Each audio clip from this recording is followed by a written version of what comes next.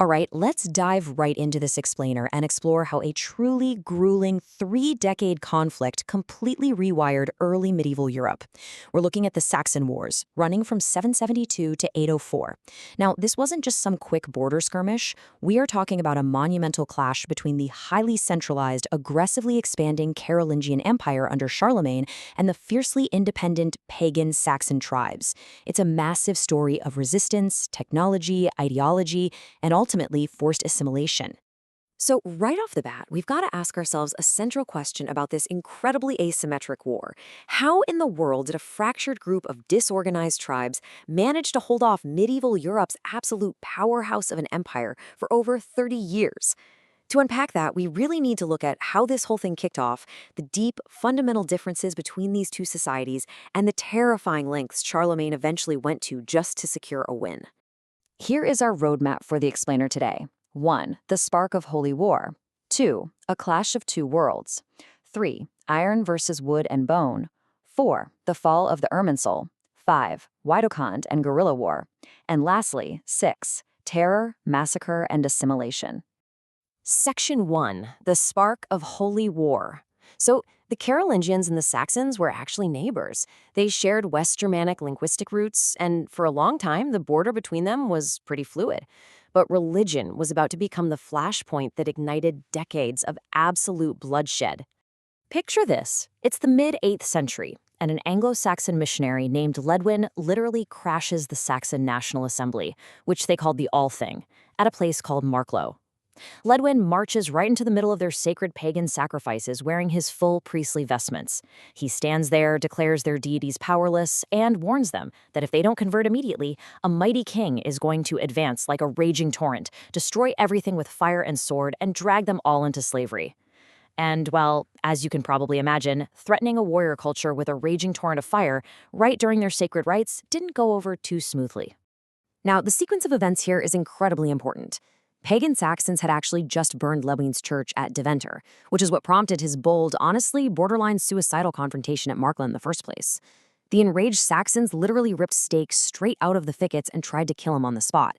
He was only saved because an old nobleman named Budo stepped in and argued for his safe passage. But here's the real kicker for us. Ledwin's narrow escape, his burned-down church, and his ominous prophecy gave the Frankish Empire the absolute perfect retroactive justification for the massive invasion they were about to launch.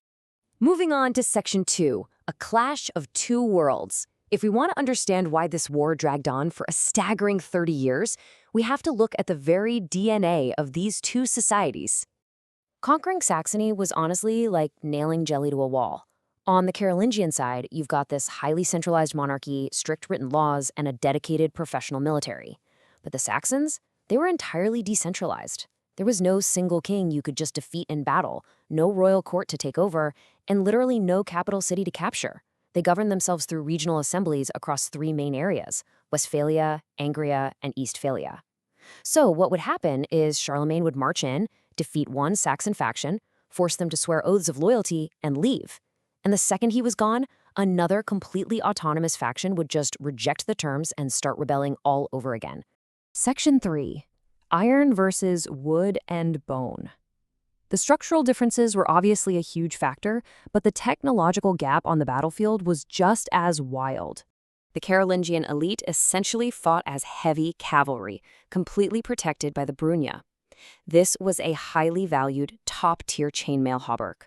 This armor was so advanced and honestly so crucial to their military dominance that Frankish law made it strictly illegal for anyone to sell them to outsiders.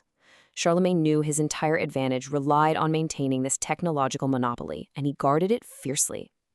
With their quilted undergarments and conical iron helms, these guys were effectively medieval tanks rolling onto the battlefield. So what did the Saxons have to fight back with?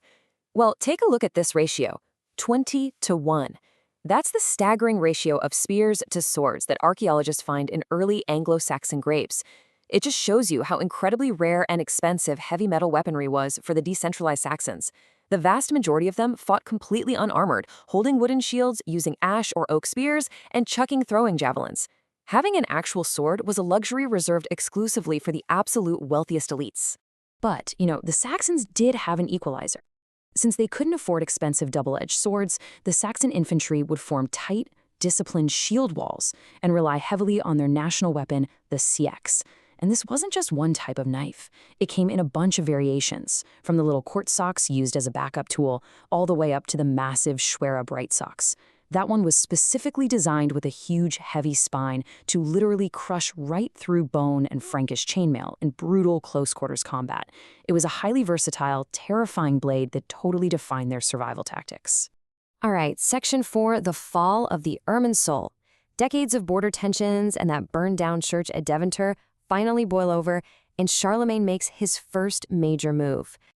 Now, Charlemagne doesn't just stand up and say he's launching an aggressive war for territory. Not at all. Standing before his army at the Assembly of Worms in 772, he completely frames the invasion as a defensive crusade. He tells his veteran troops that they have to fight to defend their own land from Saxon raids and bring lasting peace to the borderlands once and for all. It was a brilliant, calculated PR spin designed to unify his domestic aristocracy behind this massive expansionist project. His very first target is the southern frontier. The Franks easily capture the hill fort of Eresburg, and from there Charlemagne marches his army straight to the Irminsul. This was basically the most sacred sanctuary in the entire Saxon heartland, often described as a massive wooden column or the pillar of the universe. By violently destroying the Irminsul, Charlemagne was intentionally striking at the spiritual and administrative core of Saxony. Plus, he seized massive hordes of pagan gold and silver from the shrine just to pay his professional soldiers. Frankish chroniclers even wrote that a miracle of water happened, where a sudden stream magically saved the thirsty Frankish army right as they were demolishing the site, spinning this whole violent conquest as a holy mission favored by God. To really seal the deal, they built a wooden Benedictine church directly on top of the ruins. It's a classic, lasting symbol of spiritual replacement that still echoes in how empires conquer today. Section 5. Wittekind and Guerrilla War. The Saxons are vastly outgunned, reeling from the destruction of their holiest site, so they realize they have to switch to asymmetric warfare.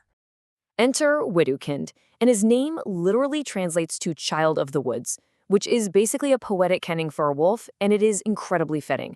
Widukind realizes pretty quickly that he absolutely cannot beat Frankish heavy cavalry head-on in an open field, so he uses what he has. He uses the dense forests, the bogs, the complex river systems, and he launches these brutal lightning raids against isolated Frankish supply columns and garrisons. Every single time Charlemagne left Saxony to go fight down in Italy or Spain, thinking the north was finally pacified, Widukind would strike out of nowhere, burning monasteries and reclaiming territory. Let's trace this timeline of escalation for a second, because 782 is really when everything explodes. That year, Charlemagne tries to basically legislate Saxon culture out of existence with the Capitulatio de Parcibus Saxoniae. This was an unbelievably harsh law that made Saxon pagan customs, things like avoiding baptism or even just eating meat during Lent, a literal capital offense punishable by death. And rather than submitting to this, the Saxons completely snap. At the Battle of the Sintal Hills in 782, Wittekind's forces catch a Frankish army in really difficult terrain and just absolutely annihilate them. They killed over 20 high-ranking Frankish nobles. It was a shocking, massive disaster for Charlemagne's empire. Which brings us to our grim final section. Section 6, Terror, Massacre, and Assimilation. Because after that disaster at Sentinel, Charlemagne turned to extreme state-sponsored terror to finally break the resistance. 4,500. In October 782, Charlemagne marches back into Saxony with an absolutely overwhelming force, and he is furious. Widukind had already fled north to Denmark, leaving the local regional chiefs holding the bag. To try and save themselves from Charlemagne's wrath, they hand over 4,500 Saxon warriors who had participated in the recent uprising. And Charlemagne? He orders every single one of them to be executed in a single day. This horrific atrocity is remembered in history as the Massacre of Verdun. Now, Widukind actually does eventually surrender and gets baptized in 785, which mostly ended the large-scale aristocratic resistance. But the localized rebellions up in the north just kept going. So when extreme violence alone wasn't doing the trick, the Carolingian Empire pivoted to massive demographic engineering. By 804, Charlemagne forcibly deports over 10,000 Saxons right out of their ancestral lands and dumps them into the Frankish heartland of Neustria, replacing them entirely with Frankish colonists. He literally tore the population out of the earth to permanently alter the region's demographic map. Just listen to how the victors actually viewed all of this in an 8th century celebratory poem. It says, "He crushed down and subjected to himself with a shimmering sword. He dragged the forest-worshipping legions into the kingdom of heaven." I mean, that quote right there perfectly captures the ruthless ideology of the era.